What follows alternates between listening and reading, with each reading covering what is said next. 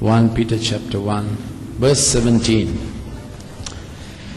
And if you call on the Father, who without partiality judges, according to each one's work, conduct yourselves throughout the time of your exile here in reverence. Thank you.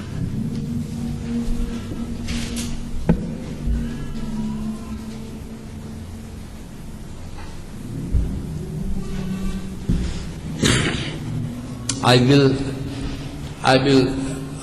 state the best possible translation of the verse. If you call on Him as Father who judges impartially according to each one's work or deeds, conduct yourselves with reverence throughout the time of your exile. Now, here are the things that we draw from this. Whenever we are pressed, whenever we are distressed, whenever we are in need, if our automatic response, trained response, is to call on Him as Father who cares, very aware that He will listen, He will hear the first time, isn't it? Do you remember the time when your child was a toddler, just beginning to walk? Some of you, I think, has a child. Some have a child who's a toddler, and it is more difficult than the little fellow couldn't crawl. Crawl is also okay. When the little one is transitioning from crawling to getting up, that's the most vulnerable stage for a little fellow, because he tries to get up, he tries to walk when he can't, he tries to negotiate steps that he does not know he can negotiate. So he can fall and injure himself. So what do? You're alert to every little odd noise. Something crashes, you're quickly out to see, of course, he has taken a knife or something and whatever. And you're all the time looking at different corners of the room or your drawing room to make it safe for him, isn't it? You're covering plug points, you don't keep your laptop anywhere that he'll get injured, no sharp instruments, you're all the time minding the edge of a table, and you're removing slippers or whatever so that he can crawl safely. Now your Heavenly Father thinks you are a toddler like that. Flattering or unflattering? Because we are we have come to a terrain from the Father's perfect, pleasant house to a terrain which He calls exile, isn't it? Sometimes countries exile people for punishment, banish in those days. So exiled territory means not familiar territory. You are in a perfect territory in your Heavenly Father's house. And from there you came into another perfect territory called your mother's womb. That's the closest to heaven, mother's womb. Then you popped out and you started walking in exile country, not home country. Everything is strange, isn't it? Language is strange. Food is strange, and you are now a toddler, and your Father in heaven always cares for you like that. Let me read this thing that I wrote some time back. God the Father stoops low and removes the stumbling blocks, rocks and roots on our way, in our path, as we did for our toddlers, lest they fall and injure themselves. God the Father does not set examinations for students to fail. Delight of the divine tutor is when we pass and pass well at distinction level the tests of life's covenants.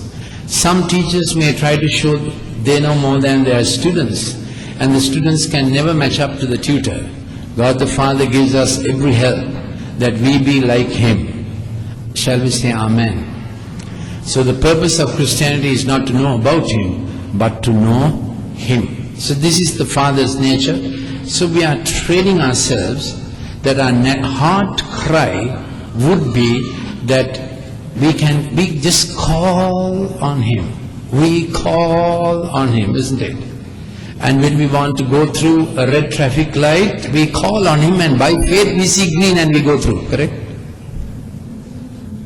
No, not for those things. We call on Him for things that He is happy to do. So this call comes from within. So the scripture is, if you call on Him, will you pray with me? Father in heaven, make it, repeat with me, Father in heaven, make it my first nature to call on You. When unfairly treated, when in need, when under pressure, I will just say, Father. And you know what happens? When you say Father, heaven comes around you, heaven's atmosphere comes around us, and Christians are people who breathe heaven, carry heaven, and change the atmosphere of a place, because heaven is in us, heaven is with us. Moment we say Father, His reign comes, His rule comes, His protectorate comes all around us. If you call on Him as Father. Now He judges impartially. God is not impressed with personalities, high-sounding people, powerful people who may be working against you. God is not impressed. God works for you. Will you say, God works for me? Impartially. According to each one's deed. Conduct yourself with reverence throughout this time of exile. Now, imagine your house. Now, some of your houses I have been to, some I have not been. This is a very good allegory in the morning in the downstairs congregation, because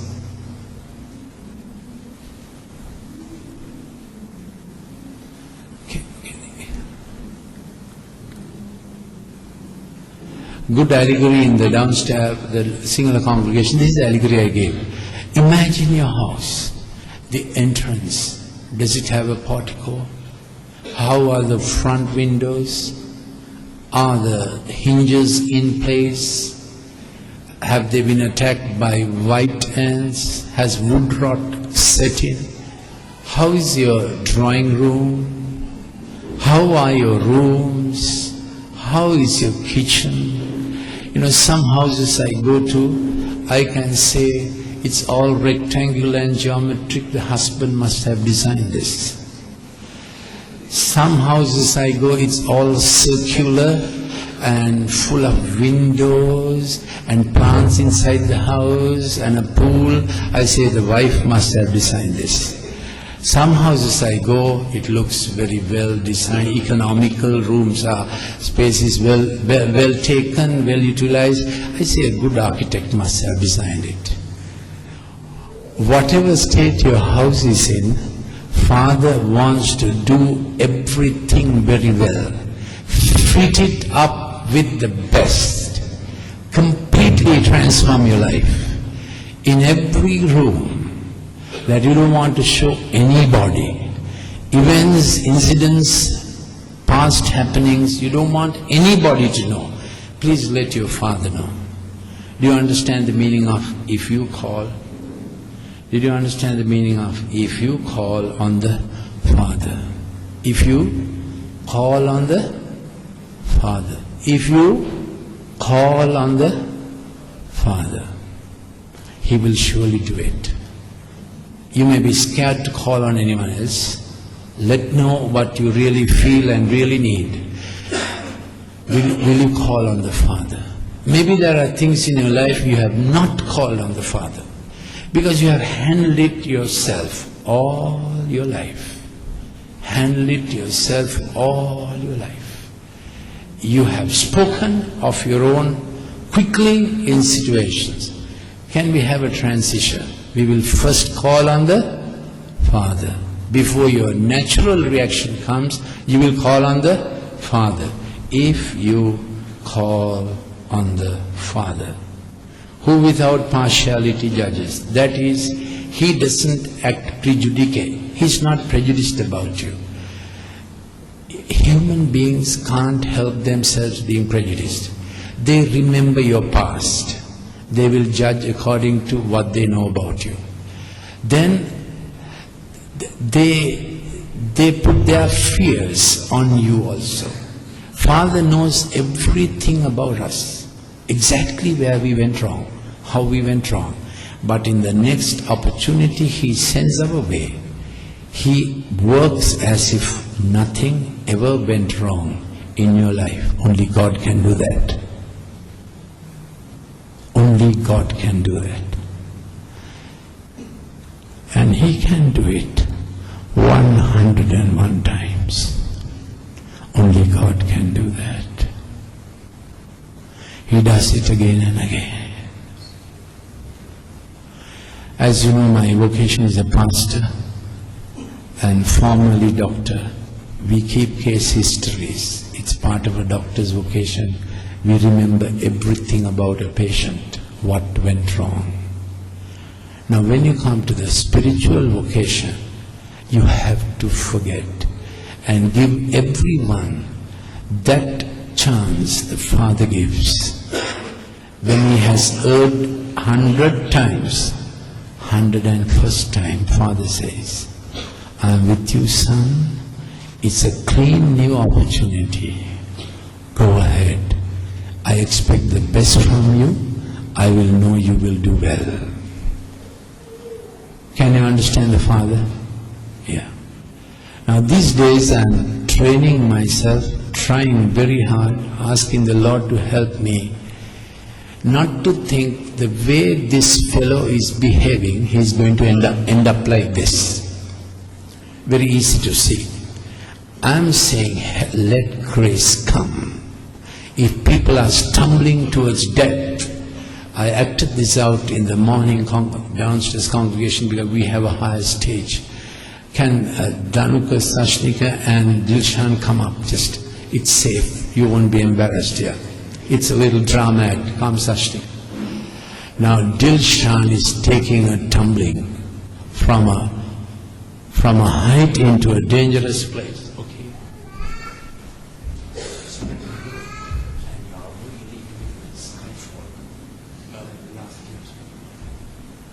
Going to save you. He's saved. You have to save. And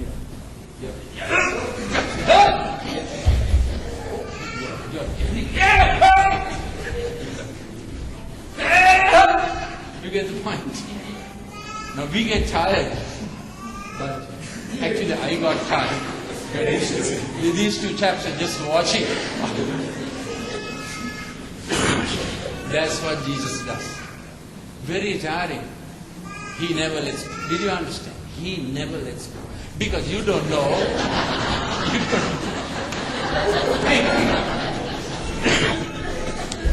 Because you don't know what you have got yourself into. World is such. It could be a plunge. And when it's first 25% of the descent is thrilling. When you see the flow coming up, it's not thrilling.